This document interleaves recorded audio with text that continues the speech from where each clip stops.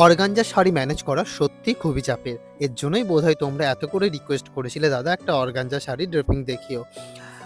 Hello বন্ধুরা, আমি makeup artist Surajit মণ্ডল। আজ একটা অর্গানজা শাড়ির ড্রেপিং তোমাদের দেখাবো খুবই সাধারণভাবে।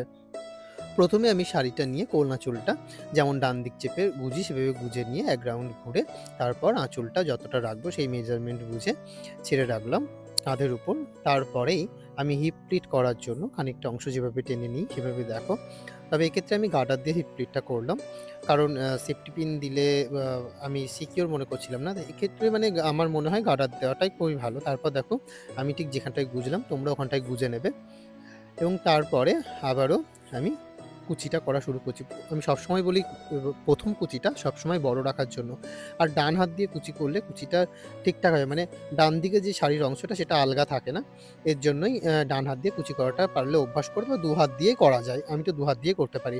তারপর দেখো কুচির ওপরটা আমি সুন্দর করে সাজিয়ে নিচ্ছি। অর্গানজা শাড়ি যেহেতু একটু ছলছলে টাইপের হয়, তার জন্য সেটাকে ম্যানেজ করা একটু চাপের। আর আমি বলব এক্ষেত্রে অর্গানজা শাড়ি পরার আগে একটু আয়রন করে নিলে বা ইস্ত্রি যেটাকে বলে কি ইস্ত্রি করে নিও, তাহলে দেখবে আ অতিরিক্ত যে ভাঁজগুলো থাকে কাপড় ভাঁজ করে রাখার জন্য সেগুলো চলে গেলে শাড়িটা সুন্দরভাবে তাড়াতাড়ি ড্রেপ হয়ে যায়। তো আমিও আজকে একটু আয়রন করে নিয়েছিলাম। আর অর্গানজা শাড়ি আমার কাছে ছিল না। তাই এটাকে কিনে রেডি করতে একটু সময় লেগে গেল। যাই হোক আজকের এই শাড়ির ড্রেপিংটা তোমাদের কেমন লাগলো অবশ্যই আমাকে জানিও। যদিও খুবই সাধারণভাবে আমি বলছি, কারণ অর্গানজার শাড়ি এমনিই ফুলে থাকে, অন্যভাবে পরাটা ভীষণই চাপের। তারপর দেখো আমি কুচিতে একটা সেফটি পিন দিয়ে কুচিটাকেও সিকিউর করে নিলাম। তারপর আবারও কুচির ওপরটা ধরে একটু সেট করে নিচ্ছি এবং নাভির নিচে গোজার জন্য আমি প্রস্তুত হচ্ছি। ব্যাপারটা হলো অর্গানজা যেহেতু একটু ছলছল হয়, যতই তুমি ম্যানেজ করার চেষ্টা করবে ততই দেখবে যে না ম্যানেজ হচ্ছে না, ম্যানেজ হচ্ছে। তখন একটু ধৈর্য ধরে কিন্তু আমাদের ড্রেপটা করতে হবে। দেখো আমি নাভির নিচে গুজেও নিলাম। আমার কুচিটা অলমোস্ট হয়ে গেছে। আর তারপরে যে আমার ডান দিকে যে আলগা অংশটা ছিল সেটাও সুন্দর করে কোমরে গুজে নিচ্ছি। এই শাড়িটা ভীষণই মানে কড়কড়ে টাইপের, হ্যাঁ? একটু ফোলা, ফোলা ভাব তোমরা দেখেই বুঝতে পারছ। তারপর আর কি আমি কাঁধের উপর একটা সেফটি পিন দিয়েও আঁচলটাকে সিকিউর করে নিলাম। এই ক্ষেত্রে আমার শাড়িটাকে আজকে মনে হয়েছিল নরমালভাবে মানে ছেড়ে পরাটাই বেটার। তাই আমি ছেড়েই পরার জন্য সেভাবেই রেখে দিয়েছি।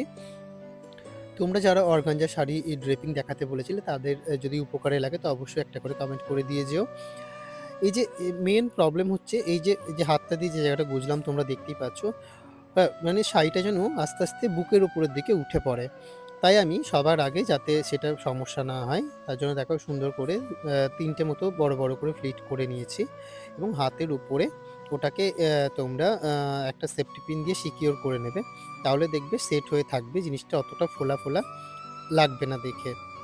তো আমি সেভাবে শাড়িটাকে রেডি করে নিচ্ছি এবং দেখো আমি ঠিক কোন জায়গাটা একটা সেফটি পিন দিয়ে নিলাম। তোমরা এখানে একটা সেফটি পিন দিয়ে নিতে পারো। তবে এক্ষেত্রে এইভাবে আলগাভাবে সেফটি পিন দিলে কোনো ভয় নেই। তারপর দেখো যে এই জায়গাটা আমার মনে হচ্ছিল বুকের উপরে বারবার উঠে যাচ্ছে। তার জন্য এই জায়গাটাকে আমরা কিভাবে ম্যানেজ করবে, যাদের এই সমস্যাটা হয় যে শাড়ি বুকের উপরে উঠে যায় ছেড়ে পড়লে, তখন তারা আ চাইলেই একটা পেটিকোট বা সায়ার সাথে যে জায়গাটা দেখছো কোমরের যেখানটায় আমরা সায়াটা বাঁধি আরকি, ওখানটাতে সায়ার সাথে একটা সেফটি পিন দিয়ে নিলাম। তো বা তারপরে আর বুকের ওপর উঠবে না। তোমরা যারা বলবে এত সেফটি পিন দিলে তো শাড়ি ছিঁড়ে যাওয়ার ভয় আছে। হ্যাঁ, বাচ্চা-কাচ্চা যদি কেউ ক্যারি করো বা কোলে নাও তারা বলব একটু সেফটি পিনটা এভয়েড করো ওই জায়গাটায়। আর কিন্তু না হলে নরমালি এভাবে থাকলে কোনো রকম সমস্যা হবে না। আজকে শাড়ি পরাটা মোটামুটি আমার কমপ্লিট হয়ে গেছে। আ বারবার বলছি কেমন লাগলো অবশ্যই আমাকে জানিও। আর ভালো থেকো, সুস্থ থেকো, আমার পাশে থেকো আর আমায় এভাবে ভালোবেসো। ভিডিওটা দেখার পরে কমেন্ট করতে যেন ভুলো না। তো তোমাদের যাদের অর্গানজা শাড়ি নিয়ে একটু সমস্যা ছিল তাদের আশা করি আর কোনো সমস্যা হবে না। দেখা হচ্ছে পরের ভিডিওতে।